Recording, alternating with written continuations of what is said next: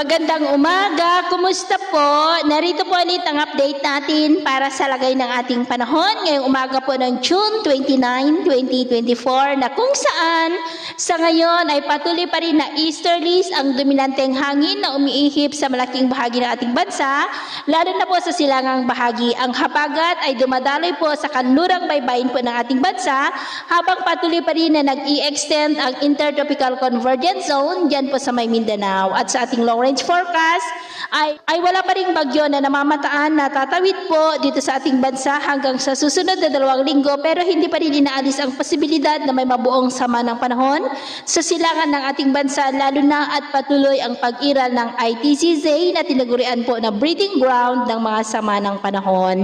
At sa lagay ng ating panahon ngayong madaling araw ay maayos ang panahon sa malaking bahagi ng bansa, pero may tsansa pa rin ng mga isolated rains dyan po sa may northeastern part ng Cagayan, Babuyan Islands, Lingayen sa may Pangasinan, Camarines Sur, Legazpi, Catanduanes, San Jose sa may Mindoro, Eastern Samar, Leyte, ilang bahagi ng Cebu, Caraga, Northern Mindanao, Zamboanga Peninsula, Davao Region at Sorsogon.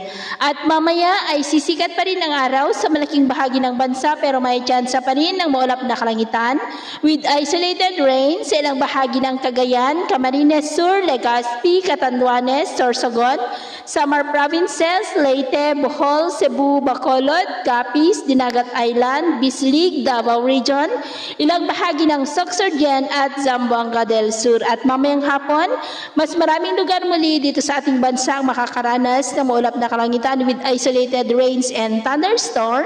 Kaya mag-ingat pa rin tayo sa posibleng banta po ng mga pagbaha at pagguho ng lupa. At sa atin naman pong mga baybayin, wala po tayong nakataas na namang gale warning signals, pero iba yung pag-iingat lamang po kung papalaot tayo para mas makaiwas sa mga sakunang pangkaragatan. So ito po na latest update natin sa araw na ito. At ako po muli si James na nagsasabing sa kahit anong pagsubok po na darating sa ating buhay, huwag po tayong mawawalan ng pag-asa. Thank you and God bless!